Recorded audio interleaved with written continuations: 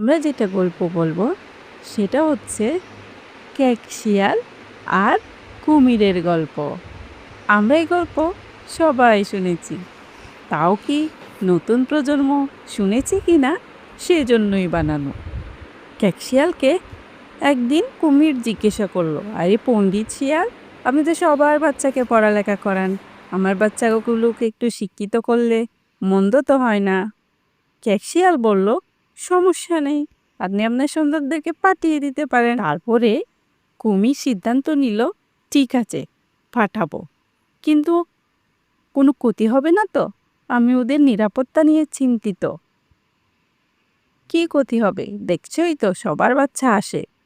আচ্ছা, আপনাকে কিন্তু আমি পুরোপুরি বিশ্বাস করলাম। আপনি আমার সন্তানদেরকে একদম শিক্ষিত করে দিবেন।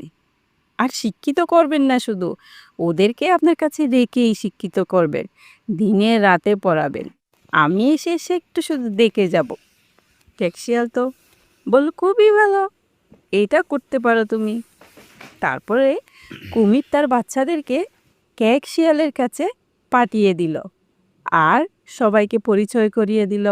বলল, আমার 5টা বাচ্চা, তুমি তাদেরকে ভালো করে পড়ালেখা করিও, আমি কিন্তু তোমাকে উপযুক্ত দাম দিব। কি হলো? শিয়াল বলল, ঠিক আছে, তুমি ওদেরকে আমার কাছে রেখে দিয়ে যাও। ঠিক আছে, এরকম বলে কুমির চলে গেল। শিয়াল চিন্তা করলো, বেশ অনেকদিন ধরে কিছু খাইনি, ভালো মন্দ পাচ্ছি না কিছু, কি যে করি, খুবই খিদে লেগেছে। তারপরে সে সুযোগ বুঝে একটা কুমিরের বাচ্চাকে খেয়ে নিল। সে নিজেকে আর নিয়ন্ত্রণ করতে পারল না, বলল, কুমিরের বাচ্চাটা তো খুবই সুস্বাদু, কোনো সমস্যা হবে না, কুমির তো আমাকে খুঁজে পাবে না, কারণ কুমির তো ডাঙায় থাকে না, কুমির তো পানিতে থাকে। এই চিন্তা করে সে একটা বাচ্চাকে একদম গপাস গপাস খেয়েই নিল। খাওয়া হয়ে যাওয়ার পরে সে চিন্তা করলো, আরে এখন যদি কুমির জিজ্ঞাসা করে তার বাচ্চা কোথায়, কি যে করব। উফ উফ, ওভাবে চিন্তা এঁটে সে ভেবে নিল যে কুমিরকে সে একটা একটা বাচ্চা দেখাবে, তারপরে একটা বাচ্চাকে সে 2বার দেখাবে। ঠিকই হলো। পরদিন কুমির চলে আসলো নদীর পাড়ে।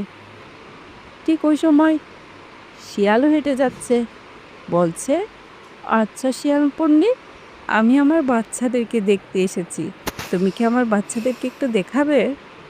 শিয়াল বল, কোনো সমস্যা নেই, এই যে আমি এক্ষুনি দেখাচ্ছি তোমার বাচ্চাদেরকে।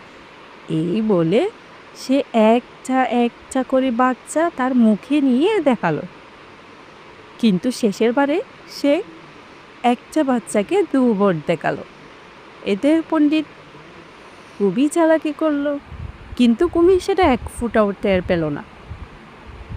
তারপরে হলো, কুমির মনের শান্তিতে চলে গেল, বলল, আমি তো আমার সন্তানদেরকে দেখতে পেয়েছি, আমার তো এখন খুবই ভালো লাগছে।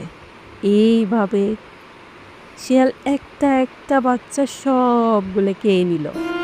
একদিন শিয়াল চিন্তা করলো, এখন কি করা যায়? পালিয়ে যেতে হবে অনেক দূরে, এখানে আসা যাবে না, নাইলে তো কুমির আমাকে খেয়েই নিবে।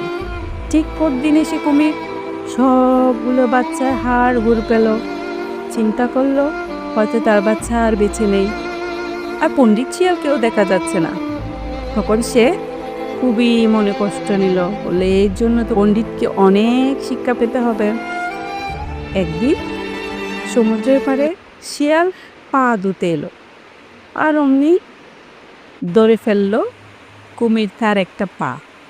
কিন্তু শিয়াল চালাকি করে বলল, তুমি তো, আরে কুমির, তুমি তো আমার লাঠি ধরলে, আমার পা তো ধরলে না। অমনিতে কুমির পাটা ছেড়ে দিয়ে লাঠিটা ধরল, আর এই যাত্রায় শিয়াল আবার বেঁচে গেল। চালাকি করে সে এবার এই বন থেকে অনেক দূরে চলে গিয়েছে। এতে কিন্তু একটা শিক্ষা আছে, যাকে তাকে বিশ্বাস করা যাবে না, আর ছোট অবলা শিশুদেরকে কারো হাতে দিতে হবে না। এতে কিন্তু সে নিরাপদে আছে সেটা বোঝা যাবে না।